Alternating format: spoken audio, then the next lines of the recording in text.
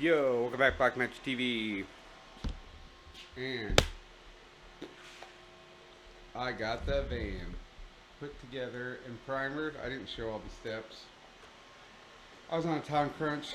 We got the hood stripped. We stripped the roof. I got nut zerts put in to put the visor on. We still have to body work all this down the line. While we're enjoying it, we will be body working it. But right now I'm about to pull it out of the paint booth. And the glass guy's here somewhere.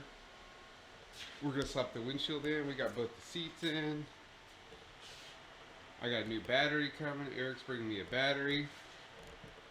Tomorrow there's a local show. We're going to go to that.